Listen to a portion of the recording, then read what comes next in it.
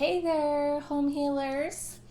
It's Michelle here, and I am going to give you a little update and hopefully some great advice so that you can be the hero of your own home. So, today, what I worked on was this shelving set that's behind me. There's two shelves here. I didn't know there were two shelves until I got working on them yesterday. Um, so yesterday I did the top shelf and this half right here, so from here to the bar. And today I did the other half of that and the shelf below, and I can show you, I think. Da-da-da. See? And I will put up before pictures as well. Okay.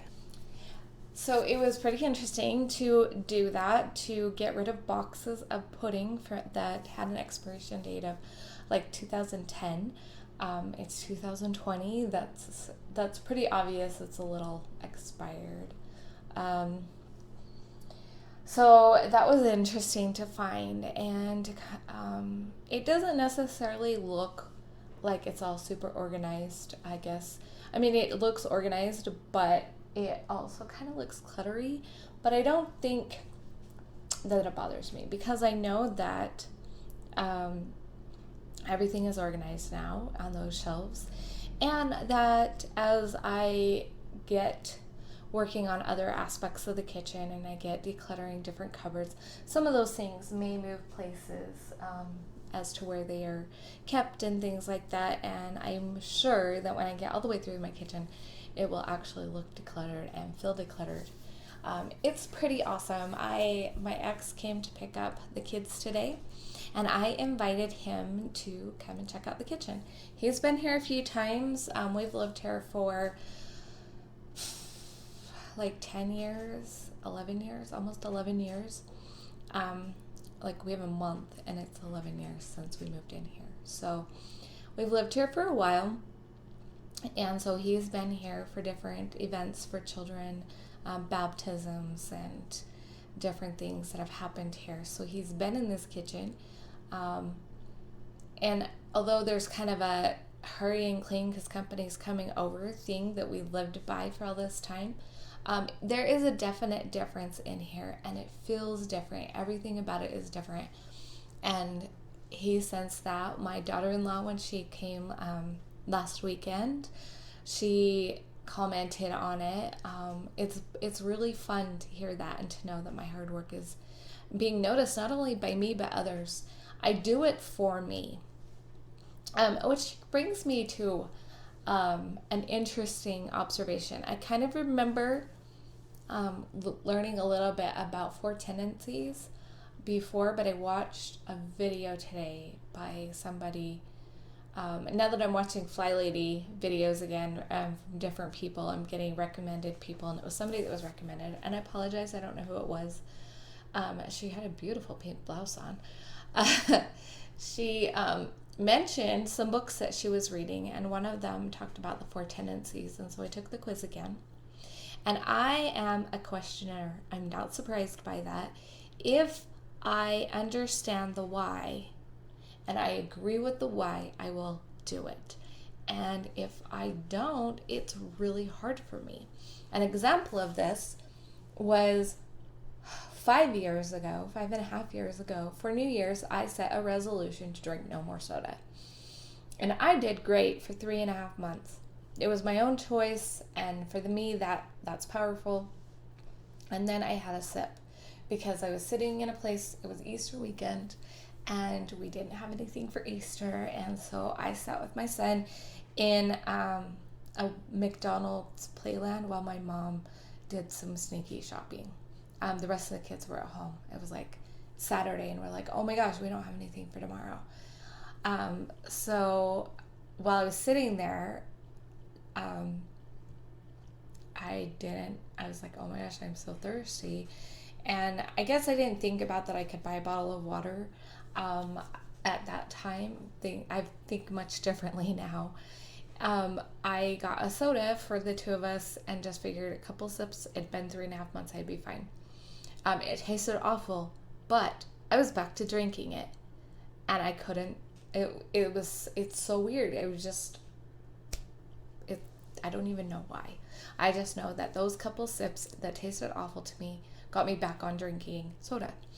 And so, like, I knew the effects of it on me. I didn't realize at the time until I started drinking it and again, and my brain got foggy again. And I was like, oh my gosh, I had no clue that soda was doing this to my brain. So with that, I knew that eventually I would need to quit again. I knew I had a why. And so the next January, it wasn't New Year's, it was a few weeks later, I had the courage to quit again. And it took a lot because I was like, am I just going to fall off the wagon again? So that was 4.5 years ago. Like, it was 4 years and 5 months ago or something like that I made that decision. Maybe it's only been 4 months, 4 years, 4 months. But since making that decision, I have not tasted soda again. I know that one sip, I will fall off the wagon. I believe that even 4.5 years later, that could happen, and I would rather not risk it. I also know that my brain is foggy when I drink soda. There are other things that contribute to brain fog, but for me, for sure, I know that that's one of them. So I know I'm a questioner. I have to have my own reasons why, and somebody offered me something, and I was asking all kinds of questions. I didn't realize it. Other tendencies are the obliger. They do it because other people want them to do it. The rebel, who won't do it at all if they believe it's an expectation, either from themselves or from others. They have to find other ways, like, to motivate more of, I want to do this and why I want to do this, instead of setting goals or deadlines. And what was the other one? Obliger, rebel, questioner. There's another one. But they're the ones that have, and they decide that they're going to do it, and they just do it. Other people ask them to do it, and they all do it. So there's these 4 different types. So the obliger will only do it if it's external stimuli to please somebody else. The upholder, that's the 4th one, does it because of its whether it's internal or external, they'll do it for those expectations put upon them. And the rebel won't do it with either. And the questioner is an inner, like when they have an inner commitment. So for me, I have a lot of inner commitment. So it's really fun to hear other people notice that my house is looking great. But the reason I'm doing it is because of my whys. I know what the energy feels like. As an empath, I recognize the difference in my home, and I love how it feels. So even though this kind of looks cluttered now, these shelves actually feel better because they have some order to them. And so for me, that matters, and that's important. And I think it's really important to find your why.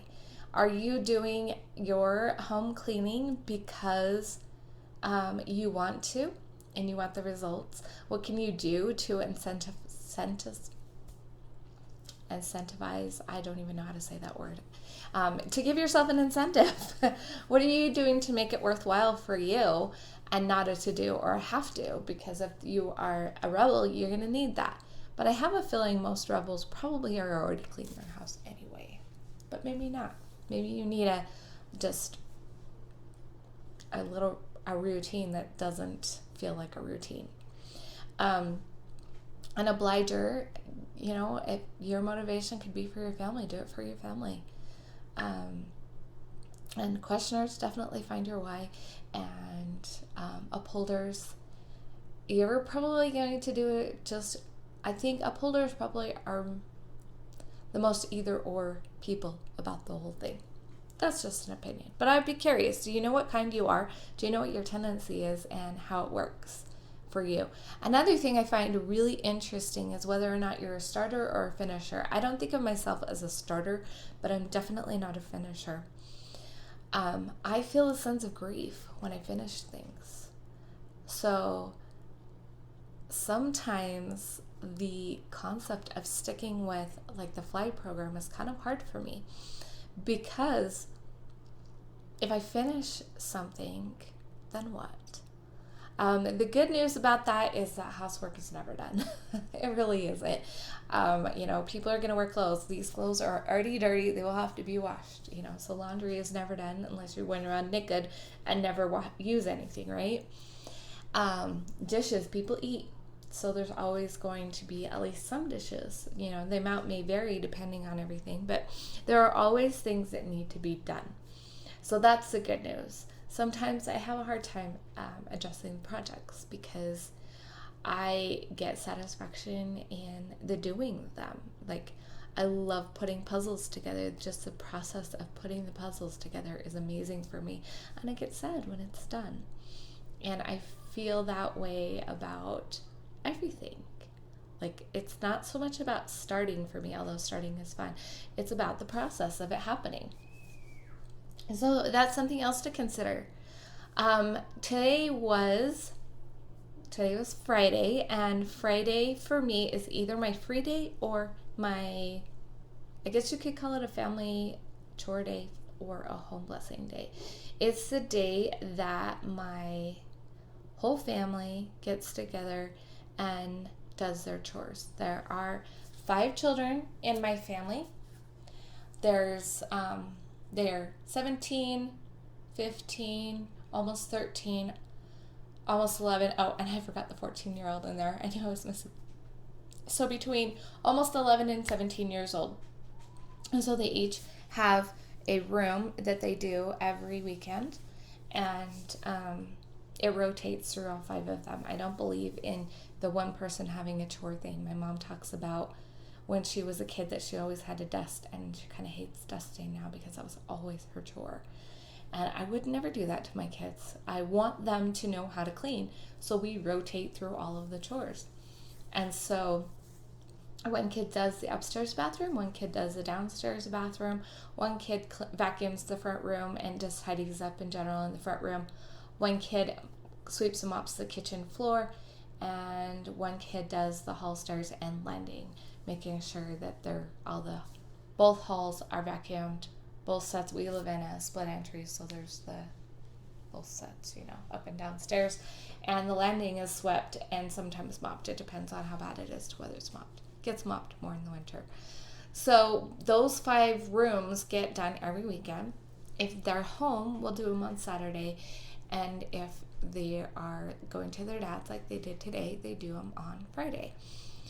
And so for me, that kind of makes it the opposite of free day. So tomorrow's going to be my free day as far as chores go. I don't have any specific plans for tomorrow. It's a day that I can spend working on crocheting, maybe do some paperwork since I don't have kids to help me with anything. That is one thing I learned the hard way 2 weeks ago when the kids were gone. I thought, I can't just sit here. I need to do something in my home. I need to pick one area to work on for a few minutes.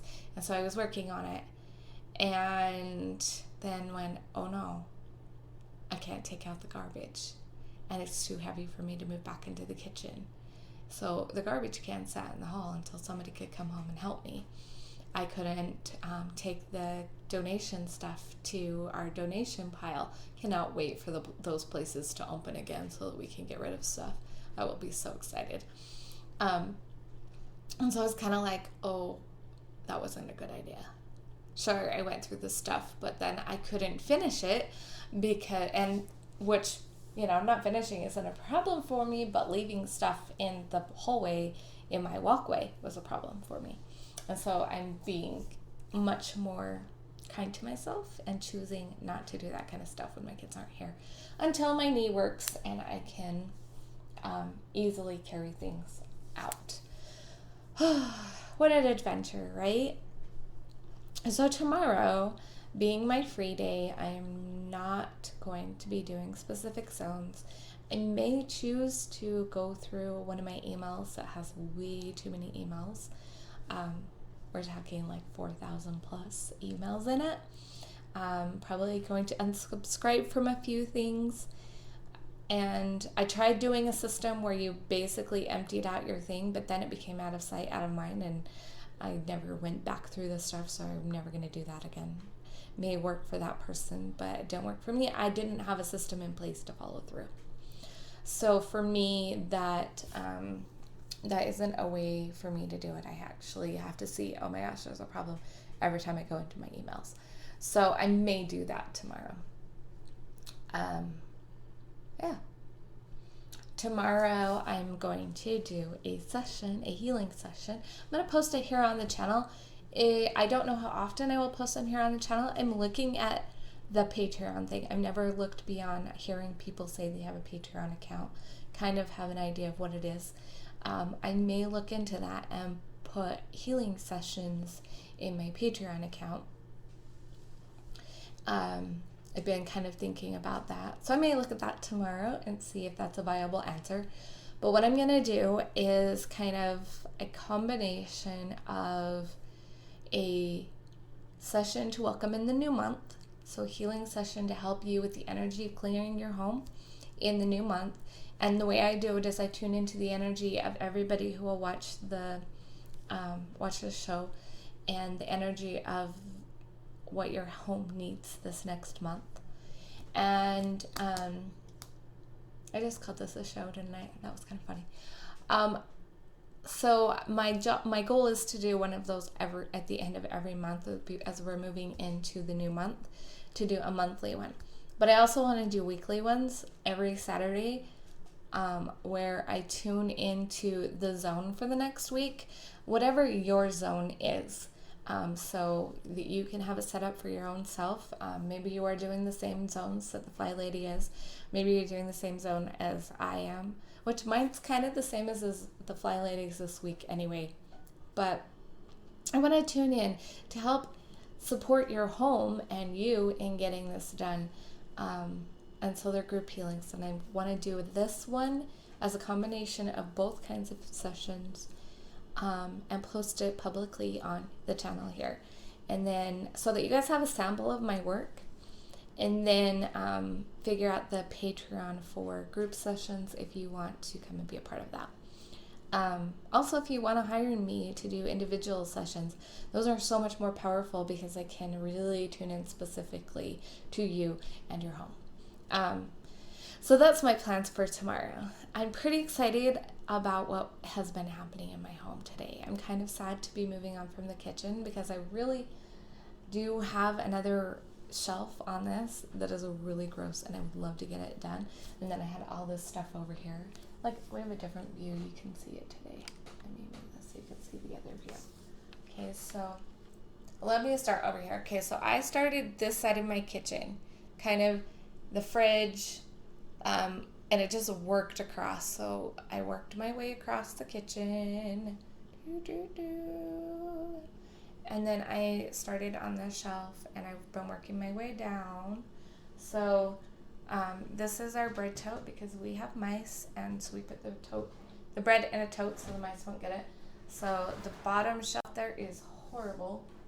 And apparently there's in between here there's stuff, and in between there's stuff, and the pans need to be decluttered really bad, and that thing needs to be figured out, and all of these I need to figure out what's what in them and do that. And then I have a couple of things over there as well, so then that way I will have gone completely around the kitchen. I'm kind of sad to be leaving the kitchen because I would have loved to have gone all the way around the kitchen, but I'm also know that I'll be back here in just a couple weeks because it's the second zone, so I'm only going to be on from the kitchen for 1 week, and then I can come back and finish there, and I'll be so excited to get all around there because then I can go in to each cupboard and clean out and take care of cupboards and the front of cupboards, which are really gross and greasy. And so I'm excited to do this. I don't know how long it's going to take to get all the way through the different areas of my house, but I'm excited for it. So I will see you guys tomorrow. Thanks for watching. Thanks for being amazing. You too can be the hero of your own home, just one baby step at a time, and I'll see you guys next time.